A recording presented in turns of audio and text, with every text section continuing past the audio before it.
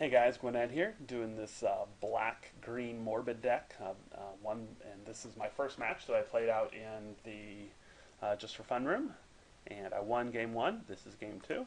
Let's take a look at my opener. There we go. Again, don't have any green mana here, but did have 4 lands. Kind of a risky keep, but definitely one that I did go ahead and keep. Have a creature, an Undying Evil, got some early plays. And it's definitely pretty sketchy. Might have been better to ship that back simply because I really don't have that many plays. It's 4 lands. Can't play the Viridian Emissary, but I figured my odds of drawing a green are decent enough that it was worth the keep. Opponent leads off with a Phantasmal Bear, and I draw the wrong color, probably the worst draw I could have in the deck right now. And here I will go ahead and use the Undying Evil just to go ahead and take out the Phantasmal Bear. Just get it off the board. I don't have any other removal. There's no sense letting him get off to that fast a start. He probes me, and then plays out a second bear as well as a life staff. Talk about a nombo. I was, I must confess, I was secretly hoping he would end up trying to equip it to his bear. I didn't think he was that bad, but it's always funny when you see someone to do that. Got lucky there, I suppose, to draw the forest, although I don't really need the land, but it does let me get the Viridian Emissary out, which will trade with the bear, which is nice. So he's already got a Stitch Drake off to a very fast start off of his first bear, so that's bad news for me. He goes back and forth, decides not to attack with the bear there. I guess just not to give me the extra life, or the extra card, the extra land, which of course I don't really need at this point. So here, I will go ahead and swing in with this, see if he decides to block. He does. So not only do I end up getting the land out of the deal, which is certainly nice, I also am able to now play out the Ulvenwald Bear and get the counters on it. Again, just a great... the one thing I like about this deck is it's just so synergistic. It's got so many great things that happen when creatures die.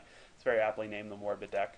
And it just, being able to put those counters on there, or being able to use the Howl of the Hunger Pack and Undying Evil, just all these different pieces work very well together. So here, he'll go ahead and obviously suit up the Stitch Drake, hit me for 4, draw yet another land, which is definitely not what I need. I'll swing in with my own bear. He decides not to block. Now play out the Perilous Mirror, which I can use to block the Phantasmal Bear. And we're just kind of in a race situation here. Here, I end up deciding not to block. Not really sure why there. I think blocking would have been better. Waiting, of course, does allow me to draw this Hunger, the Hell Pack, which is going to be pretty useful. So now I will hold the Perilous Mirror back. See, that was just a bad... So I didn't block with him and I didn't attack with him. Classic mistake, but what can you do? So we're kind of keeping up with the race here. Probably should have played a Haunted Fengraf there. Would have been able to return this to my hand. 1, 2, 3. Yeah, I wouldn't have been able to play the Viridian Emissary and leave Hunger up, but at least would have gotten some value out of it. Was way too hasty here playing lands. Really made multiple mistakes in this game. This was not a game I felt very good about. So here he's thinking. He'll go ahead and attack in with both. I will use the Perilous Mirror. Kill that off. Unfortunately now I'm definitely putting all my eggs in one basket. He's got a lot of land, which would help. But looks like he's got a second Stitch Drake, which really is going to make it hard at this point. I go ahead and suit up the Ulvenwald Bear to give me a 7/7. And he passes the turn back. Draw a Rager, which is a great draw for me. Go ahead and play that out. But again, probably should have played the Haunted Fengraf. I am down to 5 here. It does allow me to go ahead and take out one of the Stitch Drakes, which will be great. So drop him to 3, hold up the Doomblade, pass the turn back.